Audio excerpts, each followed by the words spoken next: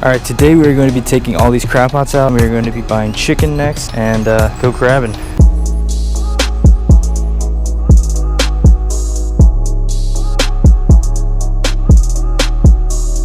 So basically, if you guys want to see what we're using right quick, this is called a crab pot. So basically this little compartment opens up here and you can put your chicken, fish, whatever you want in there, and that is what is going to draw the crabs, and they are going to come in these little slits right here and right here. Basically, once you put the meat inside there, you just close the bungee up and you drop it to the ground just like that, and it will sit there and the crabs will come in the side and they will not be able to find their way out. How's it going? Video? Yeah, okay. YouTube. Oh.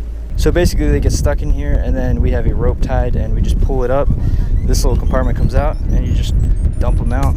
When it comes to crabbing, I prefer to use chicken as bait, so we picked up a few packs of chicken necks from the store, which were very inexpensive, and we loaded the pots with them. Next, I had to get into the water and walk the pots away from the heavily fished pier. By the way, if you ever do plan on doing this, make sure to wear something that will protect your feet, because there are a lot of sharp objects below the water. So my main goal was to get the pots away from everybody else who was fishing and try to find a place to put the pots where people would not end up finding them. So I tied the pots to these pillars, and I tied the knot as low as possible to hide all evidence of the crab pots, because people, if they see your pots, they'll either come steal your crabs or your pots. So you got to definitely hide them when you're leaving them in overnight or for a couple days or whatever. But yeah, this was our first day of our vacation, so we came out here and put 5 pots in to soak. I started to walk back to the pier, but I just had a weird feeling that I had messed something up in one of the pots, so I actually pulled that pot back up, and it actually had a little crab in it. So I thought that was pretty cool, and it was awesome because it was in there for like 5 minutes, so I definitely had a better feeling about leaving these pots in overnight. So I had just one more pot to put in, but you can see in these following clips how amazing this sunset was. It was just great being out there, and I was just excited to come back the next day to see if we caught some dinner.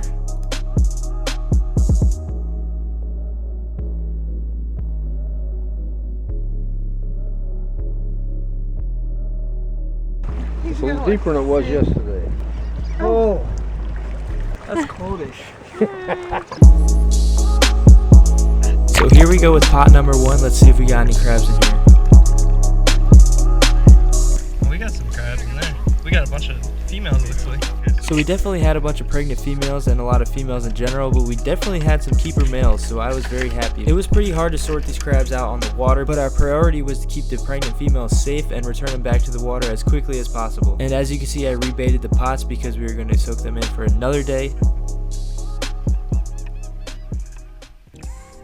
Pulling up these pots is super exciting because you really never know what's in them, and you never know how many crabs you're gonna get or how many crabs you're not gonna get. Like in this one, you can see there's just a stray claw sitting on top of the pot, so best believe I'm taking that home and eating it. Yeah, we got some nice ones in here.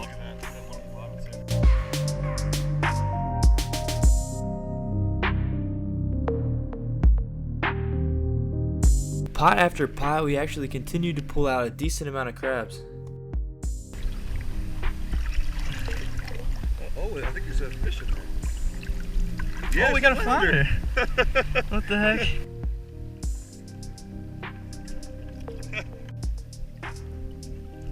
A lot of pregnant females, but definitely a lot of nice keepers too. We got some nice crab. Holy crap.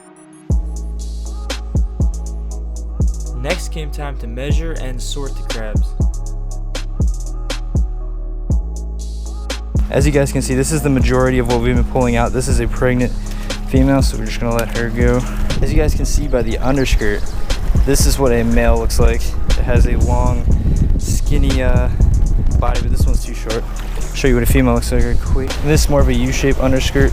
That is a female. We usually throw these back because they're spawning right now. So in Delaware, as you can see, hard crabs have to be 5 inches. So you just measure from point to point here, and you can see this one's short a little bit. So we just let them go.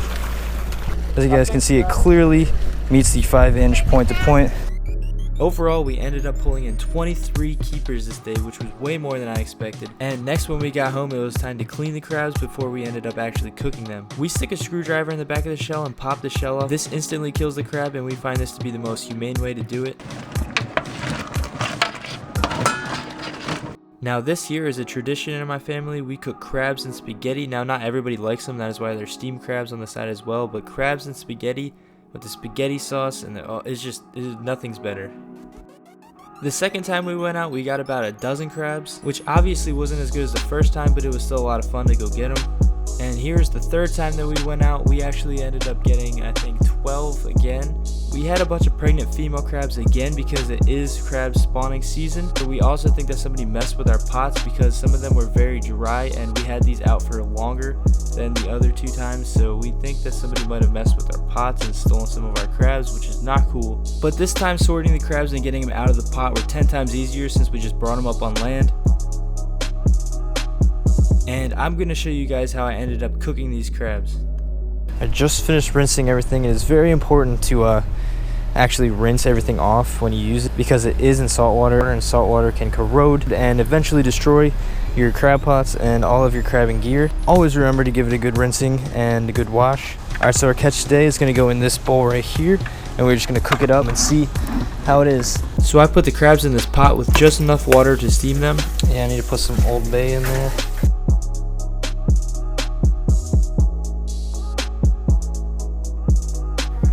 Alright, so I just threw these crabs in here, threw some Old Bay on them, and once they turn red, you're good. You want to stir them? Almost done, to be honest. Alright, that is looking pretty good. Our crabs are turning red. Oh, perfect.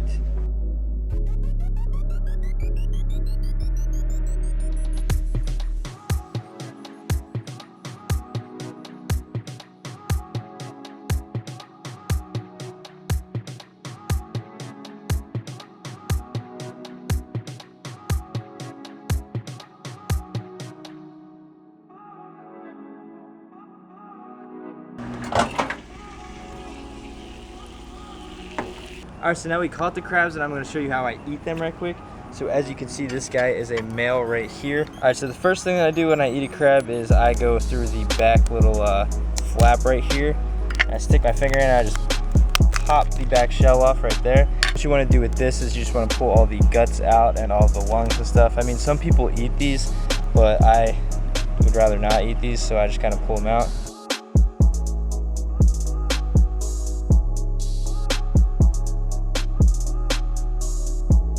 Alright, so basically then this is what you're left with, and I just kind of do a little split in half. And there's a bunch of different sections of meat here. You've got the claw, you've got the legs, and you've got the inside body meat. So I usually go for the legs first. You just kind of break them off like this, and as you break the little ligaments, you can see the little bit of meat that comes out there. And all you do with that is you just fuck it right off. You shouldn't say suck it right off. As you can see, you squeeze that, you get some more meat out of it. So that's the little fins and the legs. You just do the same thing with that. The claws, you can just pop right off. You can see there's a little bit of meat there. I just put that in a little bit of garlic butter that I heated up. And all you do with this. And these parts here, the claw and this little part of the claw are really hard to get into, so you're gonna have to use your mallet for that. I'll show you that later. But then going back to the body meat, you can get a lot of meat out of this body portion. This is where a lot of the meat of the crab is. You can see I just peeled it back. This is all meat in here. So you kind of just grab it and just take a little bit, dip that in the little garlic butter. And that garlic butter is so good with these crabs. The crabs are already good, but the garlic butter just makes it 10 times better. So basically we got the limbs here, we got the body. Now I'll show you guys the claw. What I usually do, I just break the tip of the claw off like that, and you can just dip that in a little butter. Do it like that. And you can also, if you don't have any tools, you can use this little piece as a tool to scrape meat out of the other parts. But and then what you gotta do is take your hammer. You should not do that on the plate. You just gotta hammer it a little bit until it cracks, and then it makes it 10 times easier to open up and get all the meat out.